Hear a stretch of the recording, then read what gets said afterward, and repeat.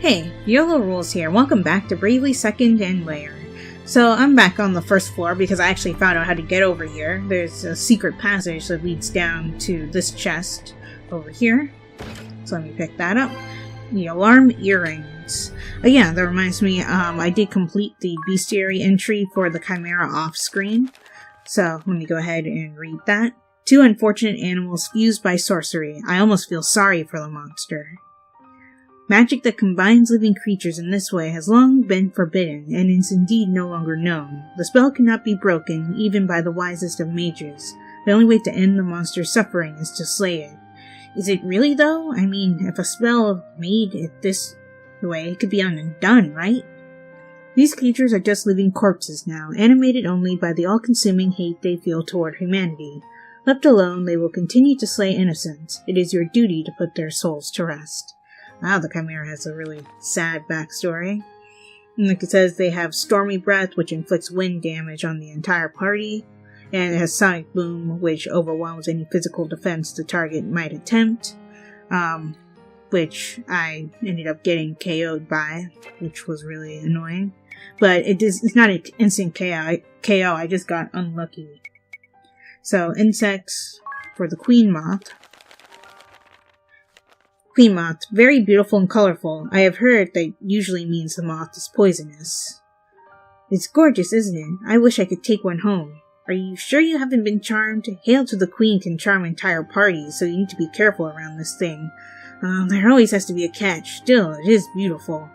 Charm lasts for several turns and causes the victim to act on behalf of whoever casts the spell. A charmed adventurer attacks her friends or heals enemy monsters, and so must be cured quickly with a draught of remedy, for example, or you can just smack them with your weapon.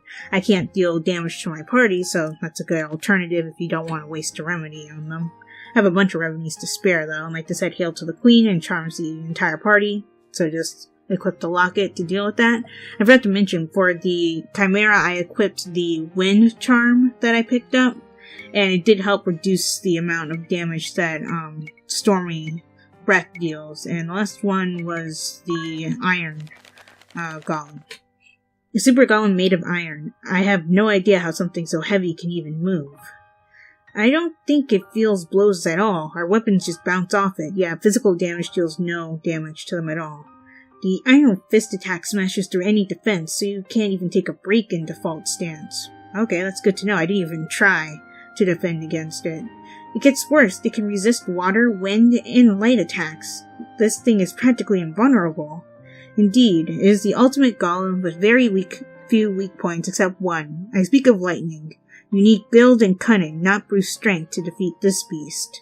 Okay, that's good to know that it's resistant to everything else. You can hurt it with other spells, because I did use wind on it when it was paired up with the Queen Moth, but it doesn't deal a whole lot of damage. Like I said, its Iron Fist attack can smash through any attempt to parry it, so just keep using magic and hope that you get lucky and that you don't get KO'd like I did. And also I have head armor that I didn't show off last time. The Lambent Hat, a hat woven from mithril steel thread that has been hammered and stretched as thin as possible. This hat amplifies the power of lightning, but build-ups of static cling will mess up one's hair when removing it. Okay. And these are the stats that it has. No resistances or immunities of any kind. And let me make sure there's nothing else here for me to read. Okay, nope. And the accessory that I just picked up. Come on. Alarm earrings. The notion of creating these earrings was proposed long ago by a legendary swordmaster. These seemingly ordinary rings tremble when someone bearing murderous intent is nearby. Okay, interesting. And these are the stats, no immunities or resistances. And to get more information about that, I'm actually going to go to the equipment screen, because the bestiary entry, the item guide doesn't always tell you everything about it. Alarm earrings that lower enemies' first strike rate. Okay. Cool. Okay, I'm back on the floor that I ended the last episode on. I realized the chest on the second floor that I'm missing has to be approached from below, so I have to approach it from this floor, and luckily I can run right through it since I've encountered all the enemies for this dungeon, I'm pretty sure.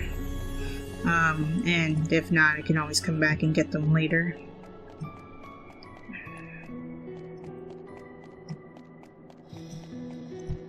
I hate how much of a maze this dungeon is. Like, it's interesting, but at the same time it's confusing because the map doesn't really help all that much when navigating it.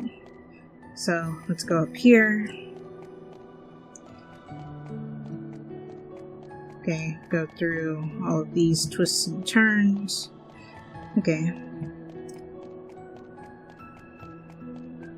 Okay, this is a way to get to the chest that I'm missing. Yeah. Yep, go through the wall, and I got it. And I got the trident, another new weapon. So, this one, trident, the legendary three-pronged spear believed to have been wielded by the sea god in the mythic age before the advent of crystalism. Its tip is imbued with lightning, granting attacks the power of this element. Okay, so it's a lightning imbued spear. Cool. And these are the stats, no special immunities or resistances for the person wielding it, and that's what it looks like. Okay, let me see if anybody can equip that right now. I don't think anyone can, but I might as well check. Yep, just as I thought, no one...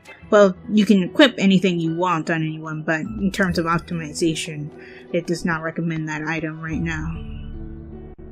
For the classes that I have equipped. Let's see...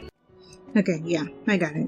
Okay, there we go. There's one remedy, and the other one is up top, so I need to go up the stairs. 5 light curtain.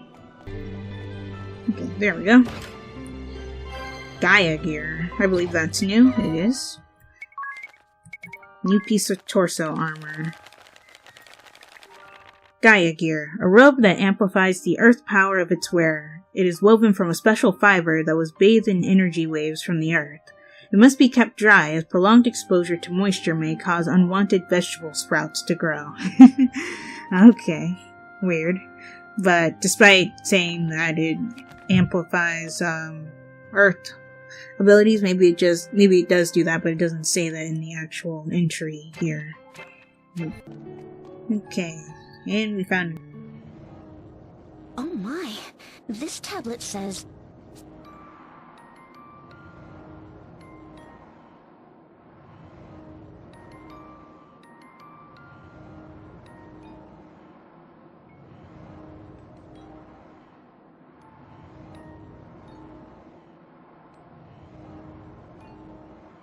Tragedy. A scientific genius passes. Dr. Altair, famous for his numerous scientific contributions, including the Buster Ship Project, the spatiotemporal compass, and the superconductive rice cooker, passed away due to colonic disease at 7:07 p.m. on July 7th within a medical facility in the newfound Kingdom of Eternia. Oh, to see Vega one last time. He was reported to have said to those with him, but this final wish was not to be. Oh. That's sad. Also, I guess that's why we had the rice scene, because he was the inventor of the rice cooker. 34 years old at the time of his death, he leaves us as the greatest contributor to Luxendark civilization ever to have lived. A funeral service in celebration of the Doctor's accomplishments to be held next week is expected to draw visitors from across the world. He was still so young. Yeah. And yet, this isn't gonna help us fly to the Skyhold either. Hold it together, you. Nobody likes a whiner. That's all you does is whine. Yes, ma'am. The Buster Ship? Could that be? We're moving on, Magnolia. Coming!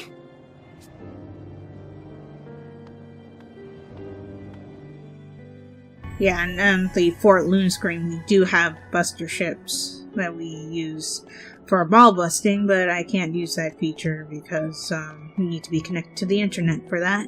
So let's see where I'm supposed to go next. So I need to go down there. So I need to go here, come down, And go over here to grab this treasure. Okay, now there's 3 more. So, there we go. Okay, 2 more chests to be found on this, or 2 more treasures, I guess I should say, because it's a treasure marker, not just for chests themselves. So let's go back this way, because obviously I missed something other than the chest that I couldn't reach before. Oh, this is how I get to it. Wow. Ancient bow. That's new. So let's read the item guide for that. Ancient bow, an arcane bow. Its origins are lost far back in the mists of time. A spell-like engraving is carved into the back of the bow in ancient crystal runes. Archaeologists have determined that the inscriptions are a curse from a wife to her unfaithful husband, granting the bow the power to paralyze foes. Ooh, wow. Okay. So these are the stats that it has. No resistances or immunities. And it causes paralysis. Nice. Wait. Oh, hey, I found a way to get to the treasure over here. Hey. Okay, bomb arm. Okay, finally, I have all the treasure on the screen. Now I can go to the save point guy. And I think I'm going to end today's episode here. And in the next one, we'll continue. Because obviously after the save point guy, we'll get into a boss fight of some kind. Because that's the only reason why he ever shows his face. So yeah, if you guys enjoyed this video, give it a like. Also be sure to like my Facebook page and follow me on Twitter, as well as support my Patreon. And check out my reaction channel. All those links will be in the description below. And subscribe for more. And if you are subscribed or a new subscriber right now, be sure to hit that bell icon so you get notified when I upload videos. This is Viola Rules, signing off. Talk to you later. Oh, wait. He actually didn't say it gets worse from here on. Okay. Interesting. Well, so I guess it's just a cutscene that's next, but we'll do that next time.